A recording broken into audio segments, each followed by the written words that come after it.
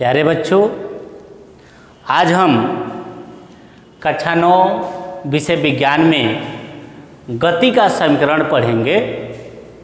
गति का समीकरण किसे कहते हैं?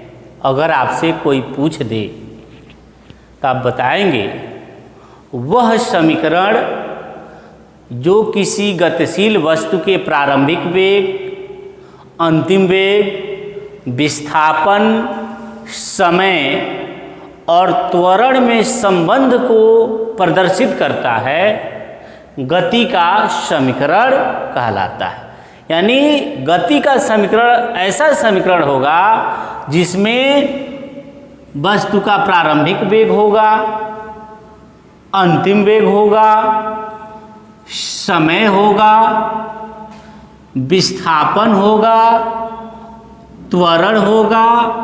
अगर कोई समीकरण इस प्रकार मिल जाए जिसमें यह सब हो तो उस समीकरण को हम गति का समीकरण कहते हैं। गति का समीकरण 3 प्रकार का होता है। देखिए कौन कौन सा होता है। पहला जो समीकरण है उसे v बराबर u प्लस at कहते हैं। दूसरा जो समीकरण है उसे s equal to ut plus half at square कहते हैं। और तीसरा जो समीकरण है उसे v square equal to u square plus 2as, ये गति का तीसरा समीकरण है। अब इसमें जो अक्षर आए हैं उसको हम जान लेंगे। u जो होता है u वह प्रारंभिक वेग होता है, v जो होता है अंतिम वेग होता है, t को हम लोग समय कहते हैं और s जो होता है वह विस्थापन होता है। यह गति का समीकरण है। गति का समीकरण 3 प्रकार का होता है। प्रथम समीकरण, द्वितीय समीकरण, तृतीय समीकरण। प्रथम समीकरण v बराबर u प्लस at, द्वितीय समीकरण s बराबर ut plus half at square और तृतीय समीकरण v स्क्वायर बराबर u स्क्वायर प्लस 2as, जहाँ u प्रारंभिक वेग है, v अंतिम वेग है, t समय है और s विस्थापन है। प्रथम समीकरण का निगमन, यानी गति के पहले समीकरण को हम प्रूफ कैसे करेंगे, इसको सिद्ध करके लाएंगे कैसे, उसको जानना है। अब प्रूफ करने के लिए थोड़ा सा सपोजिंग करना पड़ेगा, मानना पड़ेगा। माना कोई गतिशील वस्तु जिसकी प्रारंभिक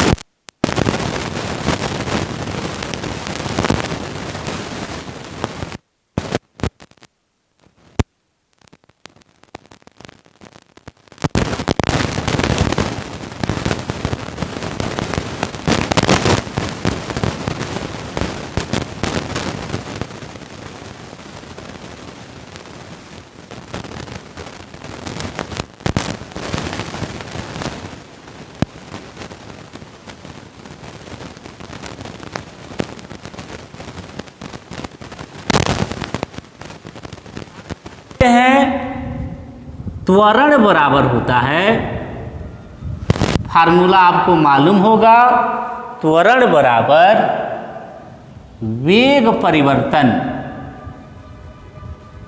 वेग परिवर्तन बटा समय अंतराल, समयांतराल,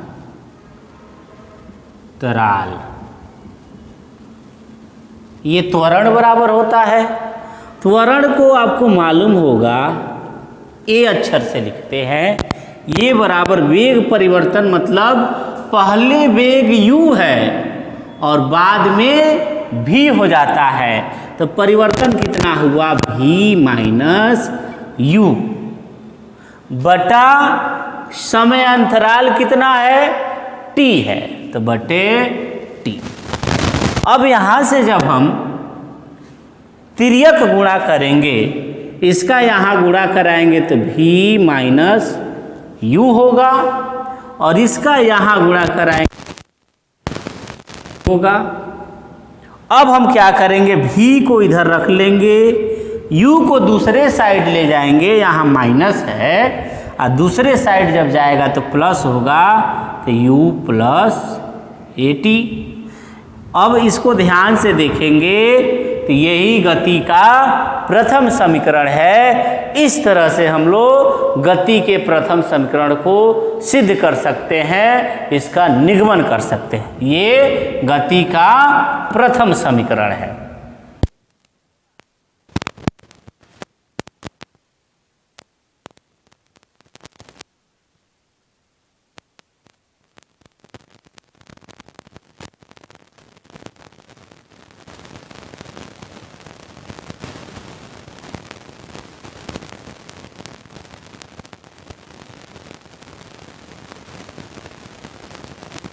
समीकरण का निगमन, द्वितीय समीकरण है क्या, S equal to u t plus half a t का स्क्वायर, यही दूसरा समीकरण है। इसका निगमन करेंगे तो इसमें जो है यस का वैल्यू हमको ज्ञात करना है, दूरी का वैल्यू ज्ञात करना है। यस मतलब दूरी या विस्थापन होता है, इसका वैल्यू ज्ञात करना है। तो इसको हम लोग शुरू कैसे करेंगे, इसमें भी थोड़ा सा मानेंगे। माना किसी वस्तु का प्रारंभिक वेग u है और अंतिम वेग v है, अतः औसत वेग जो होगा, औसत वेग बराबर u प्लस v बाई 2। जब भी हम लोग औसत निकालते हैं, जैसे 5 लोग हैं, अब 5 लोगों का वेट अलग अलग है, किसी का 40 kg है, किसी का 50 kg है, किसी का 30 kg है, किसी का 70 kg है। औसत वेट निकालना होगा हमको अगर, तो 5 लोगों के वेट को हम जोड़ लेंगे और उसमें 5 से भाग देंगे तो औसत आ जाता है। यानी कुल में कुल का भाग देते हैं तो औसत आता है। वैसे ही औसत वेग लिखना है तो प्रारंभिक वेग u है, अंतिम वेग v है, यानी 2 वेग है, तो इनको जोड़ के 2 से भाग जब दे देंगे तो औसत वेग हमको प्राप्त हो जाएगा। औसत वेग बराबर प्रारंभिक वेग प्लस अंतिम वेग अपान 2।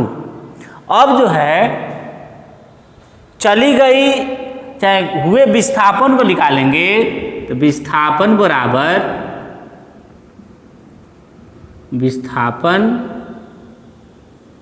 बराबर औसत वेग गुणे समय। जैसे आप पढ़े हैं औसत वेग गुणे समय।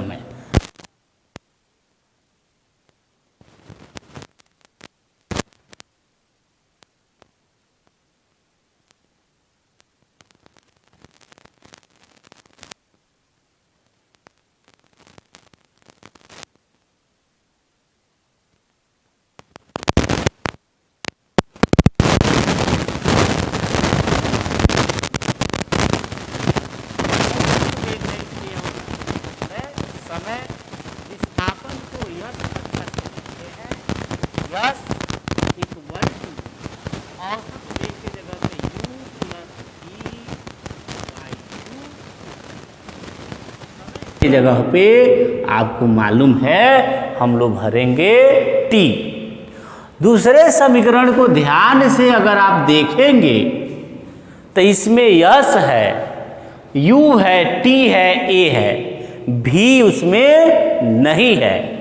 और यहाँ जो हमको मिल रहा है इसमें यस तो है, यू भी है, टी भी है, भी नहीं है, भी है, हमको भी नहीं चाहिए। तो यहाँ से हम लिखेंगे समीकरण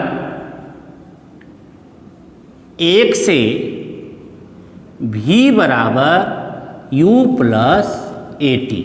ये समीकरण 1 है, भी बराबर u plus A T.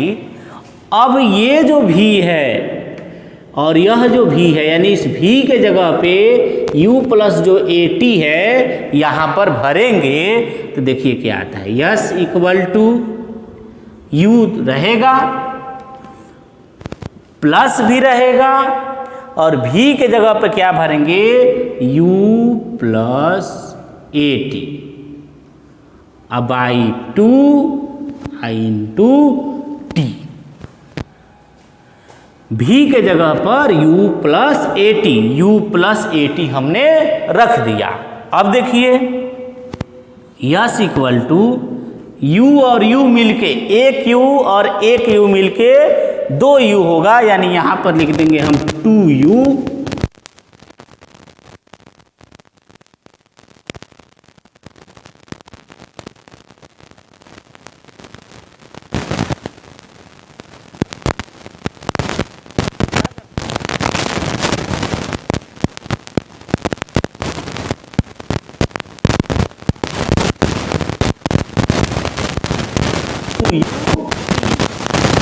Plus A T और टी मिलके टी का स्क्वायर अपान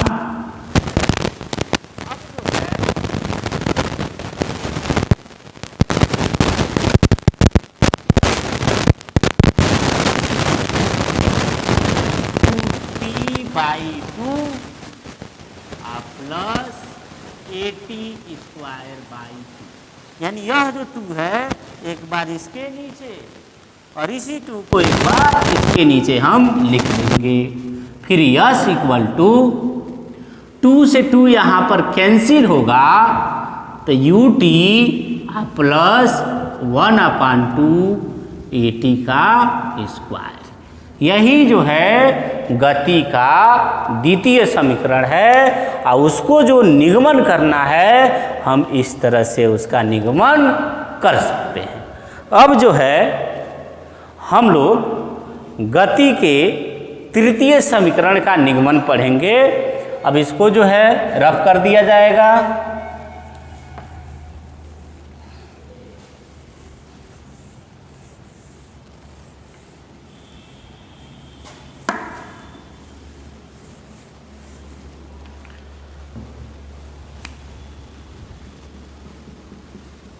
तृतीय समीकरण, तृतीय समीकरण का निगमन भी स्क्वायर बराबर यू स्क्वायर प्लस 2as। यह है तृतीय समीकरण और इसका हमको निगमन करना है। तो कैसे करेंगे, लिखेंगे समीकरण 1 से, यानी पहला वाला समीकरण, प्रथम समीकरण आपको याद होना चाहिए।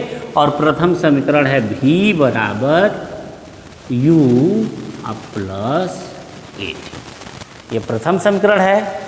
फिर लिखेंगे दोनों पक्षों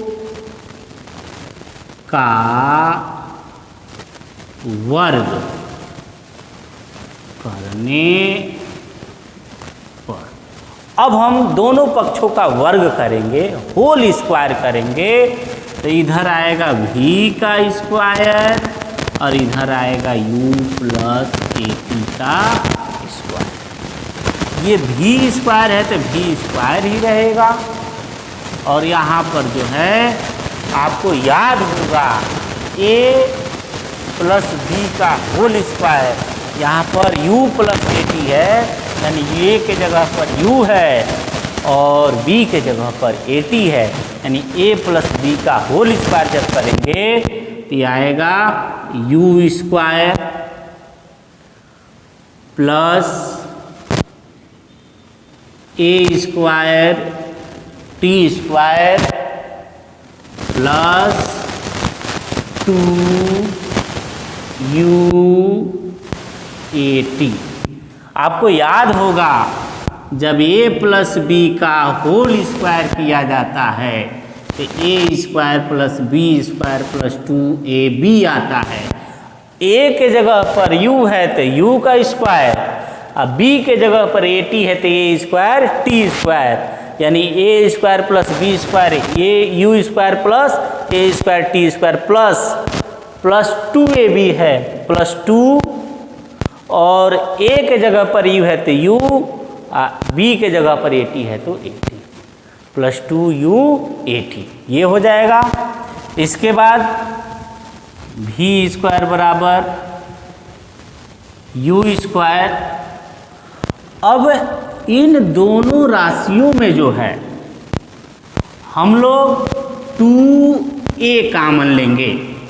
जब इसमें 2a कॉमन लिया जाएगा तो यहाँ पर ध्यान से देखिए क्या बचेगा, AT स्क्वायर बाई 2 बचेगा, अब प्लस यहाँ पर U2।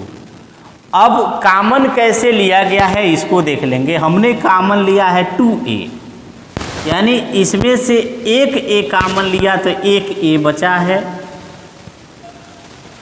और 2 कॉमन इसमें से लिया है, 2 नहीं है इसमें तो 2 का डिवाइड हो गया, यानी एक a बच गया, 2 का डिवाइड हो गया, और t स्क्वायर को हम डिस्टर्ब नहीं करेंगे, t स्क्वायर वैसे ही रहेगा, प्लस 2 कॉमन हो गया है, a कॉमन हो गया है तो u और t यहाँ पर बच गया है। यानी यहाँ पर जो है अगर न समझ में आए तो एक लाइन और हम लोग ऐसे लिख लेंगे जो अधिक उपयोगी होगा, v square u square plus 2a square T square by 2 से 2 कट सकता है, a स्क्वायर टी स्क्वायर ही बचेगा, यानी 2 से 2 जब काट देंगे कैंसिल करेंगे तो a स्क्वायर टी स्क्वायर ही बचेगा, प्लस 2UAT। अब अगर इसमें से हम 2a कॉमन ले 2a, तो अब क्या बच गया, 2a हमने कॉमन लिया है इसमें से, मतलब बाहर निकालेंगे तो 2a बाहर हो गया तो a बच गया और t स्क्वायर बच गया, और इसके नीचे 2 बच जाएगा, प्लस यहाँ पर 2a a कॉमन हो गया, 2 और a कॉमन हो गया तो UT बच गया।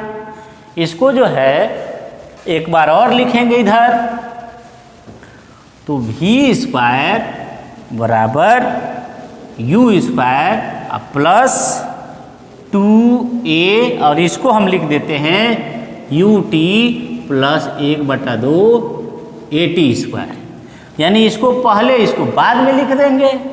अब जो है आपको समीकरण 2 याद होगा, समीकरण 2 वह होता है S equal to UT plus half AT square, यानी अब v स्क्वायर बराबर u स्क्वायर प्लस 2a, और यस के जगह पे जो है UT plus half AT square होता है, यानी इस UT plus half AT square के जगह पे यस रख देंगे, यानी v स्क्वायर बराबर u स्क्वायर प्लस 2as, और यही गति का तृतीय समीकरण है।